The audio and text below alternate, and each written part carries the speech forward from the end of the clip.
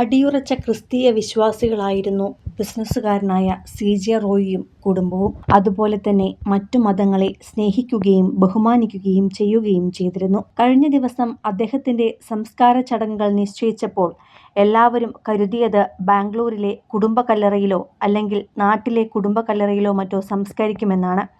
എന്നാൽ സംഭവിച്ചത് മറിച്ചായിരുന്നു. അദ്ദേഹത്തിന്റെ അന്ത്യാഭിലാഷമെന്നോണം നേരത്തെ അദ്ദേഹം 9 പേജുള്ള ഡയറിക്കുറിപ്പിൽ കുറിച്ചതനുസരിച്ച് അദ്ദേഹത്തിന്റെ തന്നെ റിസോർട്ടിലാണ് മൃതദേഹം സംസ്കരിച്ചത്.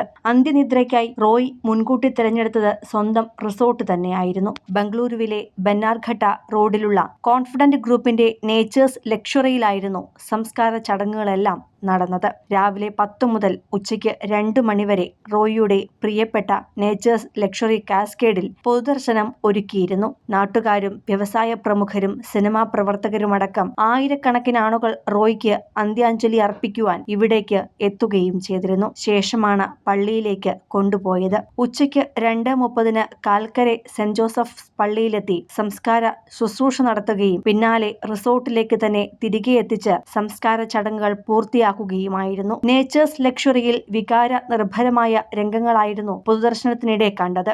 ഭാര്യ, സഹോദരൻ, മക്കൾ ഉൾപ്പെടെ അന്ത്യചുംബനം നൽകിയാണ് എല്ലാവരും അദ്ദേഹത്തെ യാത്രയാക്കിയത്. കോൺഫിഡന്റ് ഗ്രൂപ്പിലെ നിരവധി ജീവനക്കാരും തങ്ങളുടെ പ്രിയപ്പെട്ട ബോസിന് അന്ത്യയാത്രാമൊഴി നൽകുവാൻ എത്തിയിരുന്നു. അതേസമയം മറ്റൊരു കാഴ്ചയും ശ്രദ്ധ നേടിയിരുന്നു. അത് മറ്റൊന്നുമല്ല, അദ്ദേഹത്തിന്റെ അന്ത്യയാത്രയ്ക്കായി ഒരുക്കിയ ശവപേടക പെട്ടിയുടെ മുകൾ ഭാഗമായിരുന്നു. നിറയെ അത്യാഡംബര കൊത്തുപണികൾ ചെയ്ത ആ ഭാഗം ഒരു വീടിന്റെ വാതിലിനോട് തന്നെ സമാനമായിരുന്നു. അത്രയധികം അലങ്കാരപ്പണികൾ ചെയ്ത ശവപേടക പെട്ടിക്കുമേൽ അദ്ദേഹത്തിന്റെ പേരും വയസ്സും കുറിക്കുകയും ചെയ്തിരുന്നു. ആദായ നികുതി റെയ്ഡിനിടെ ജനുവരി 30-ാം തീയതിയാണ് കോൺഫിഡന്റ് ഗ്രൂപ്പ് ഉടമ ഡോക്ടർ സി.ജെ. റോയ് സ്വയം വെടിയുതിർത്ത് ജീവനൊടുക്കിയത്.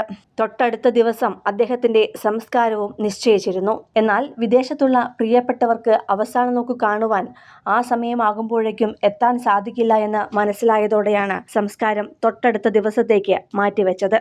അതേസമയം സി.ജെ. റോയിയുടെ മരണത്തിൽ ആദായനികുതി വകുപ്പിനെതിരെ വലിയ പ്രതിഷേധമാണ് ഉയർന്നിട്ടുള്ളത്. റോയ് ജീവനൊടുക്കിയതിന്റെ കാരണം ഇൻകം ടാക്സ് നടത്തിയ സമ്മർദ്ദമാണെന്നാണ് കുടുംബം ആരോപിക്കുന്നത്. ഡിസംബർ 3-നാണ് കൊച്ചിയിൽ നിന്നുള്ള ആദായനികുതി ഉദ്യോഗസ്ഥർ റെയ്ഡിനായി ആദ്യം ബംഗളൂരു കോൺഫിഡന്റ് ഗ്രൂപ്പ് ആസ്ഥാനത്ത് എത്തിയത്. ഏറ്റവും ഒടുവിൽ ജനുവരി 30-ന് വീണ്ടും ബംഗളൂരുവിലെത്തിയ ഉദ്യോഗസ്ഥർ ചോദ്യം ചെയ്തതിന് പിന്നാലെയാണ് റോയ് സ്വയം വെടിവെച്ച് ജീവനൊടുക്കിയത്.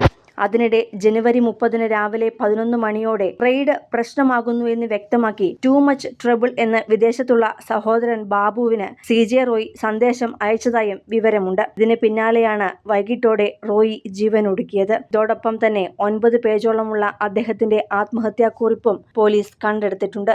സിനിമ, ഫാഷൻ, ലൈഫ് സ്റ്റൈൽ വാർത്തകൾക്കായി മലയാളി ലൈഫ് സബ്സ്ക്രൈബ് ചെയ്യൂ. ലേറ്റസ്റ്റ് അപ്ഡേറ്റ്സിനായി ബെൽ ബട്ടണും അമർത്തുക.